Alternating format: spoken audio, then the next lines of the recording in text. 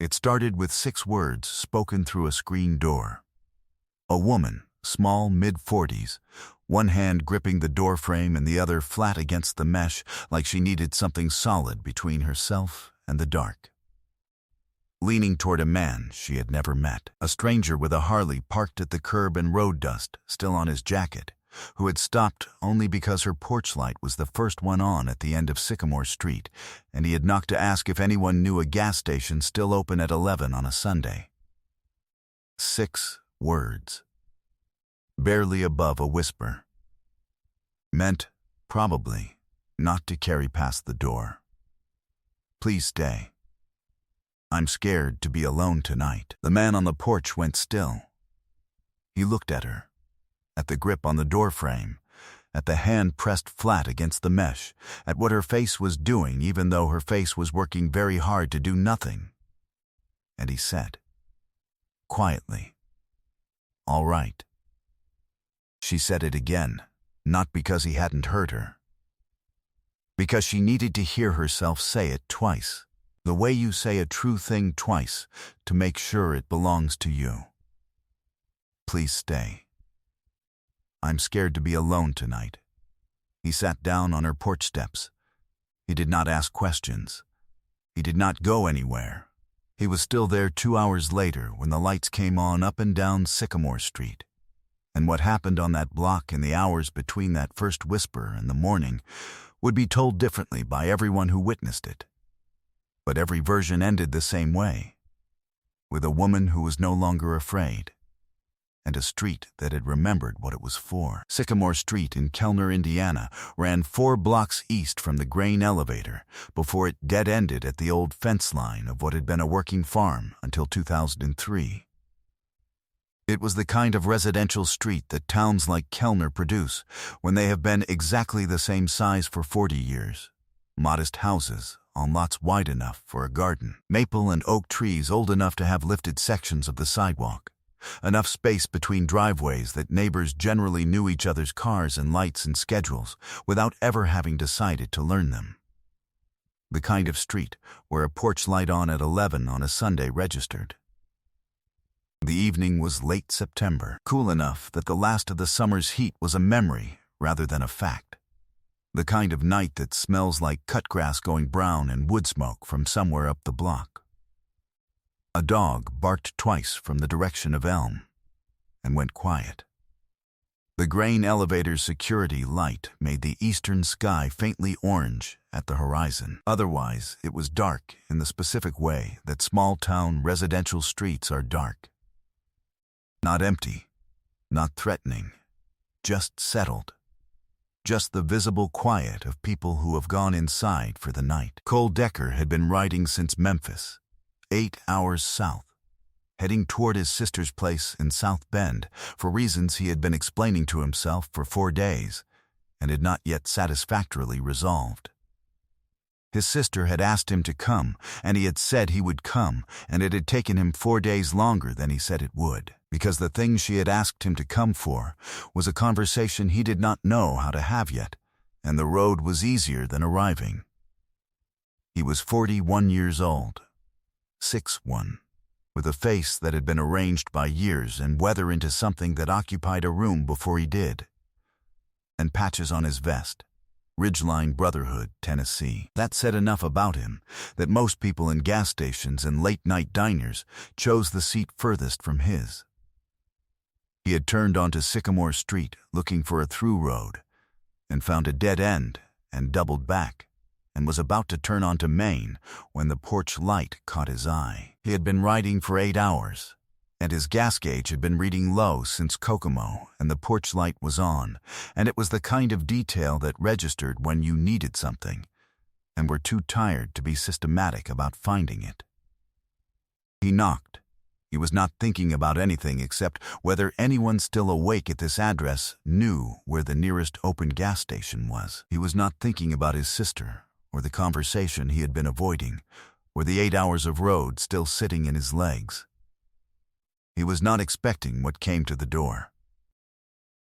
To everyone watching right now, if you've been here since the beginning, this one's for you.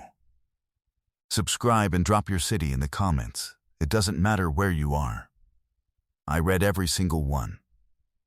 Now stay with me. Because what Cole Decker was about to witness on that porch had been building for 3 years, and what he was about to do about it would change a street, a woman, and his own unfinished reason for being on the road that night. Her name was Marisol Diane Vega, and she had lived in the house at 412 Sycamore Street for 11 years, 7 of them with a man named Patrick Rourke, 4 of them without him. The 4 alone ones taking more out of her in some ways than the 7 together had, because the 7 together had been a specific kind of hard, and the 4 alone were a different specific kind of hard, and neither kind had given her much of a rest. She was 44 years old. She had a job at the county assessor's office that she was good at, and that she went to 5 days a week without exception. Because showing up was the thing she could control, and she had learned to build her life around the things she could control. She had a daughter in Columbus who called on Sundays and who had asked her more than once to come to Columbus. And Marisol had said she would think about it, and had meant it each time, and had not yet thought about it enough to actually move.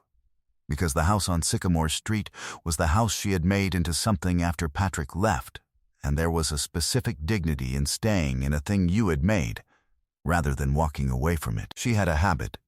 Her daughter called it her superpower.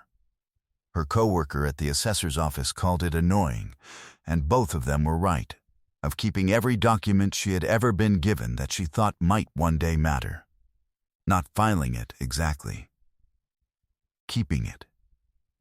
In a box in the closet on the top shelf, organized by year and category, in a system that made sense to her, if to no one else. 3 years of paper that documented, with the specificity of a woman who understood what documentation was for, things that most people in her situation were told were not documentable. She was afraid on most evenings after dark, and had been for 3 years, in the particular and specific way of a woman who knows that the thing she is afraid of is real, and is not irrational, and is also something she cannot entirely stop, only manage. The way you manage a thing that has its own schedule. Patrick Rourke had been gone from 412 Sycamore Street for 4 years on paper, and present in Marisol's life in the ways he preferred for 3 of those 4 years. He did not shout. He had never needed to shout. He used knowledge the way some people use weather, as something that made life harder to navigate, that appeared without warning. That made her doubt her own ability to read what was coming. He knew which number to call to make her workplace uncomfortable. He knew which neighbor to speak to and what to say to make a street feel like it was watching. He knew, specifically and precisely, that she was afraid at night when she was alone. Because he had made her afraid at night when she was alone in the years before he left, which meant he had built the lock, and he still had the key. She had called the police 4 times in 3 years. 4 times she had been told, with varying degrees of patience, that what she was describing was a civil matter, or a misunderstanding, or not yet enough. The 4th officer had been kinder than the first 3, and had said he was sorry and that his hands were tied, and had meant both of those things, and she had thanked him, and gone back inside, and not called again.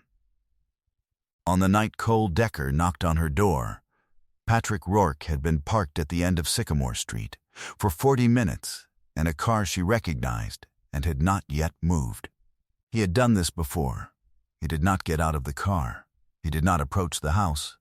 He was simply there, in the dark at the end of the street, the car's engine off, and she had been watching the end of the street from the front window for 40 minutes when she turned on the porch light.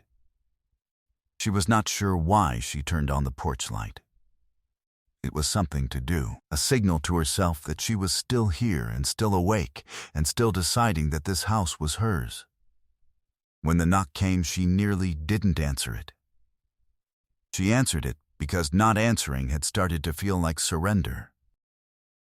The man on her porch was enormous and road-worn and smelled of gasoline and September air, and she should have been afraid of him, and she was not. She did not know why she was not. She only knew that the fears she had been living with for 3 years had a specific texture and shape, and that the thing she felt when she looked at this man was not it. It was, in fact, almost its opposite. The way cold and dark have a specific texture, and the presence of warmth and light is not merely the absence of them, but something else entirely. She told him about the gas station on Route 12, which was open until midnight on Sundays. He thanked her. He started to turn. She didn't plan to say it. It came from the place where the truth lives, when you have been holding it alone for a very long time and a stranger appears at the right moment with the right face. Please stay. I'm scared to be alone tonight. He turned back. He looked at her. Not with alarm, not with the specific recalibration of a person deciding how much of someone else's situation they were willing to hold, with the direct, unhurried attention of a man who was going to hear what she was actually saying. She told him about the car at the end of the street. She told him briefly, and without the apology that 3 years of being told it wasn't enough had built into the way she told this story. She told him with the stripped plainness of someone who has said a thing so many times they no longer have any performance left in the telling. He looked toward the end of the street. He did not say much. He said, "Which car?" She told him. He nodded. He sat down on the porch steps. He took out his phone. She saw him send one text, short, 8 seconds, put the phone back in his jacket. Then, he set his hands on his knees, and he looked at the street, and he was still. She stood inside the screen door for a moment. Then she went to the kitchen and made 2 cups of coffee, not because she was being a hostess, because her hands needed something to do. And she brought them out, and he took the one she offered and wrapped both hands around it the way people wrap both hands around a hot cup when the night is cool. They sat on her porch, the screen door between her and the outside, and they did not talk about Patrick Rourke. They talked about the things people talk about when they are sitting in the dark on a porch, and they have chosen, mutually and without ceremony, to be present for each other. She asked where he was writing from. He said Memphis. She asked where he was going. He said South Bend. He said it with the specific flatness of a man who knows he is going somewhere and does not yet know what he is going toward. She understood that. The car at the end of the street did not move. At 11:47, Patrick Rourke got out of the car. Marisol saw it from the porch. Her coffee cup stopped halfway to her mouth. He walked up the middle of Sycamore Street the way he always walked, unhurried, certain, with the ease of a man who believes his arrival resolves ambiguities in his favor. He had not changed in 4 years. He was 48, thick through the shoulders, with the specific kind of confidence that does not require an audience because it has never been seriously reviewed. He had parked a block away and walked in because he did not want the noise of the engine. This was the care he took. The specific, considered care of a man who had thought about this before doing it. He stopped at the foot of the porch steps. He looked at Cole Decker. Decker had not moved from the steps. He was sitting exactly as he had been sitting, hands on his knees, coffee cup set beside him, back straight, eyes on the street. He had seen Rourke the moment the car door opened. He had not stood up.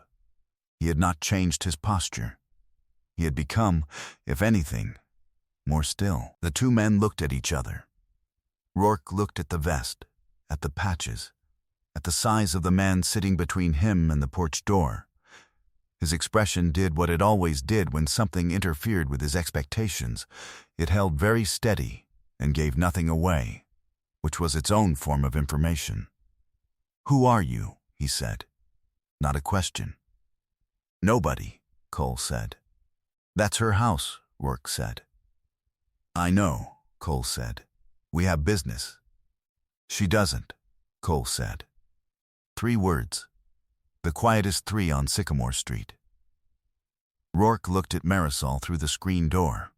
She was standing behind the mesh with both hands at her sides, not gripping, not braced, just standing, looking back at him with the full direct attention of a woman who has been afraid for 3 years and has, in this specific moment, stopped being afraid.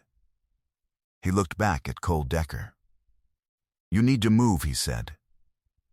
Cole picked up his coffee cup. He did not move. "I'll come back," Rourke said, the way men say things when they want the words to function as an exit that contains a promise, which is a specific kind of language Marisol recognized from 3 years of hearing it. "Yes," Cole said. "You probably will." He paused. He looked at Rourke directly, not threatening, not performing, with the clean attention of a man who is saying a precise thing and wants it received precisely. "But tonight you're going to get back in your car." Rourke stood at the foot of the steps for 12 seconds.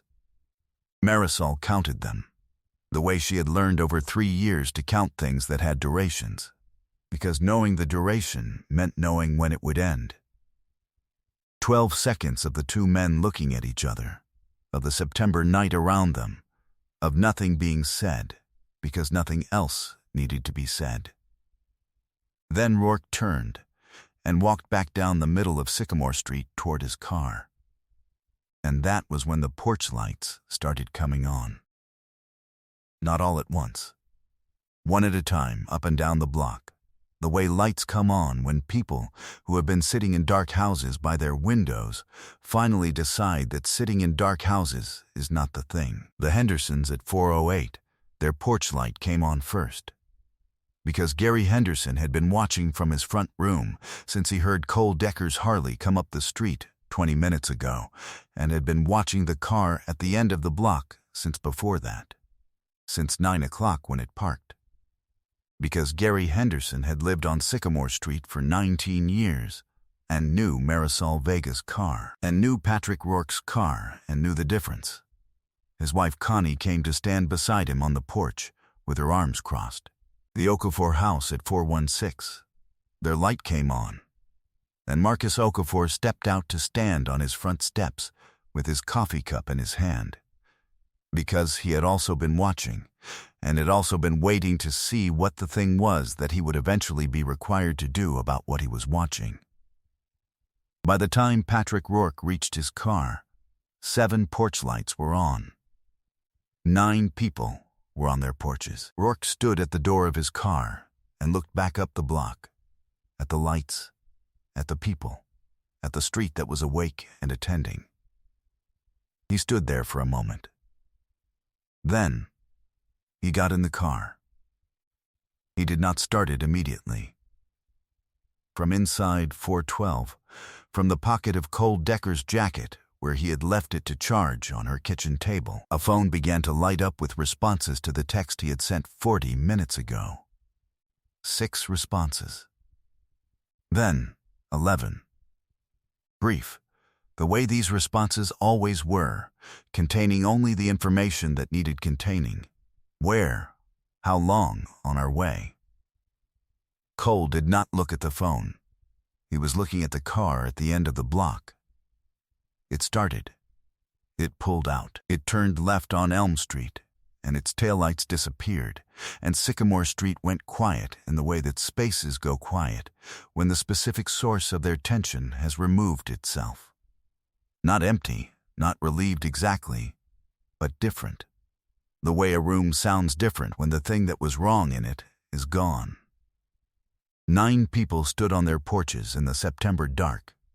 Nobody moved for a moment. Then Gary Henderson called across the yard. "You all right, Marisol?" She was standing at the screen door with both hands at her sides. "Yes," she said. It was the truest single word she had said in a long time. The engines arrived at 12:19. Not from far away, the text had said Kellner and the brothers who responded had been in Kokomo and Logansport, and one in South Bend who had already been awake when the message came through. They came up Sycamore Street in a staggered column of 23, their headlights moving in sequence down the block like something very deliberate being drawn across the night. They parked along both curbs from the grain elevator end to the dead end, not blocking driveways, not aggressive, simply present, filling the street with the specific weight of an organized thing that has arrived at its destination. Engines off, one after another, until the silence was absolute. 23 motorcycles on Sycamore Street, Kellner, Indiana, on a Sunday night in late September, their chrome catching the orange light from the elevator at the end of the block. The 9 people who were still on their porches looked at this. None of them went inside. The man who came to the door first was named Victor Ames, road captain, who had ridden from Logansport in 41 minutes, and who had the face and the posture of a man who was used to arriving at things and assessing them without needing to be briefed. He came up the porch steps and found Cole sitting where Cole had been sitting for 90 minutes, and something in Victor's expression went from road assessment to something easier. "You look like you've been here a while," Victor said. "Couple hours," Cole said. Victor looked through the screen door at Marisol, who was still standing inside. He looked at her the way Cole had looked at her, directly, with the full weight of his attention, with no performance in it. "Ma'am," he said, "we're going to be on this street tonight." Marisol looked at the 23 motorcycles along her block. She looked at the 9 neighbors on their porches who had not gone inside. She looked at Cole Decker, who was still on her porch steps, his coffee cup long empty, his jacket open against the September cool. Her eyes had been dry all evening. She had learned, over 3 years, to keep her eyes dry when it mattered. This was a different kind of mattering, and she did not have the same control over it. She did not let herself cry in front of people she had not chosen. She had chosen these people. She cried. Victor Ames looked at the street. He looked at the neighbors on their porches. He nodded at Gary Henderson, who nodded back. The nod of 2 people who have understood each other without needing a language for it. Then he sat down on the porch steps beside Cole, and they drank the coffee Marisol brought them, and they watched Sycamore Street, and the street watched back, and nobody went inside until the sky at the horizon started going from black to the specific color of a Sunday becoming a Monday, and the thing that had been wrong for 3 years had been replaced, at least for tonight, by the specific weight of 23 motorcycles and 9 lit porches, and 1 woman standing in her own doorway, without her hands braced against anything. Patrick Rourke did not come back to Sycamore Street. He came back once, 2 weeks later, to a street that had acquired a new quality of attention, the specific alertness of a block that had decided to be a block rather than a collection of separate houses, and he drove slowly to the end and back without stopping, and did not return after that. The box on the top shelf of Marisol's closet went to an attorney in Kokomo in October. 3 years of documentation, organized by year and category in a system that made sense to her if to no one else. The attorney said it was the most thorough record he had seen from someone in her situation, and what she had was enough. And what happened after that happened in courtrooms and offices rather than on residential streets at night, which was its own form of justice. Cole Decker arrived in South Bend on Monday morning. He was 12 hours later than he had told his sister he would be. She opened the door and looked at him and said, "You look like you've been on a porch all night." "Most of it," he said. She let him in. The conversation he had been driving toward for 4 days happened that morning at her kitchen table. It was hard. It was the right kind of hard. The kind that comes from 2 people deciding that the distance between them is something they built and can therefore take apart, which is not the same as easy, but is the same as possible. He stayed 3 days.